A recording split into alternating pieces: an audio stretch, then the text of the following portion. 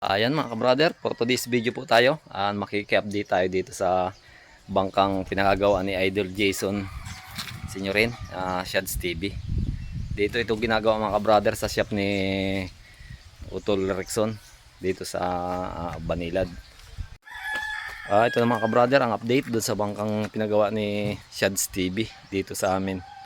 Bali ang gumawa nito ay si Rexon, yung kapatid ko. Ito mga ka-brother ay maliit lang. Matatandaan nyo yung aking pinicture na makina na 5 horsepower na Yamato na diesel engine. Dito ikakabit mga ka-brother yon. Ang laki nitong bangkang ito mga ka-brother ay 13 feet ang haba ng kasko nito. Tapos ang taas ng parka nito, ang taas ng plywood, ito mga ka-brother, ang taas ng itong parkang ito, ang taas niya ay 14 feet. Yan. Ito ay kasarapan lang gamitin sa pangawil or pagbunit kung tawagin. Yan, tingnan natin itong makina. Nakakasama mga ka-brother ang makina nito eh. Buklatin natin itong yan. Ito mga ka-brother ay diesel engine na maliit lang, 5 horsepower Yamato ang brand niya. Napakagandang gamitin kung sa panahon ngayon napakamahal ng krudo. Ito ang the best talaga, napakatipid nito kasi maliit lang siya, tapos diesel pa nga ang gamit.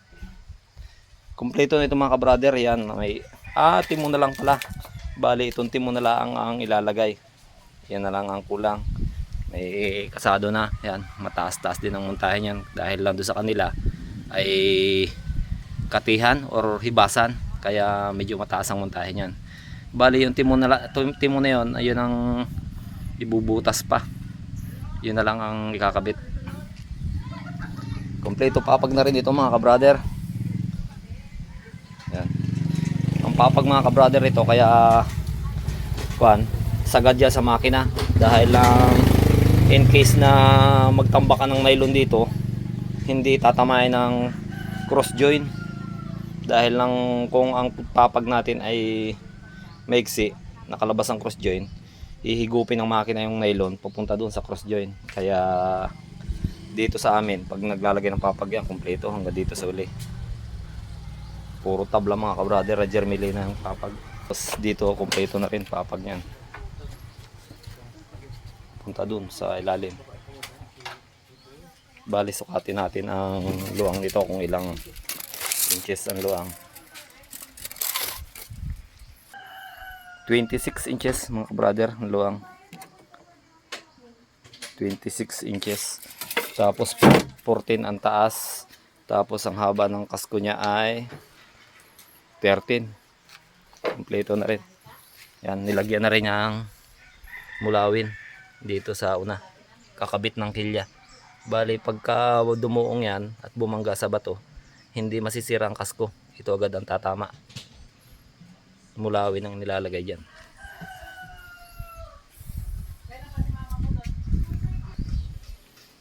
Yan, bali masilyado nito mga ka-brother. Yan, may tabas na rin yung ruda. Kulang na lang nito ay pintura, tapos yan, yan ang katig, may kayas na rin yan. Tarik na lang ang kulang. Siguro ito mga isang araw lulutang na rin. May kamarote rin siya, maliit lang. Yan, may cabinet. Ayan. Kung anong klase nangyari nung malalaking bangka namin, ganon din ang pagkayari nito, kaso lang medyo maliit-liit siya. May din siya, nilagyan din siya ng ito, may patong din siya na kung tawagin sa amin ay parang pinakantabla burda. Laking tibay nito sa bangka mga ka-brother, dahil lang itong nakalagay na ito tabla, tapos nilagyan uli ng panibagong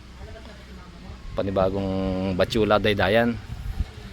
Kaya ang hitsura nito ay ganon din sa mga bangka naming malalaki. Ganon din ang pagkayari ng kanyang kabuuang bangka, kaso lang medyo maliit nga ito dahil maliit din ang makina. tapos na, pintura na lang ang kailangan. Ayan mga ka-brother, yan lang ang update natin sa bangka na pinagawa ni Idol Jason Signorin kay Shads TV na ng taga Sibali. Yan. Hanggang sa muli mga ka-brother, at maraming salamat. God bless po sa atin lahat.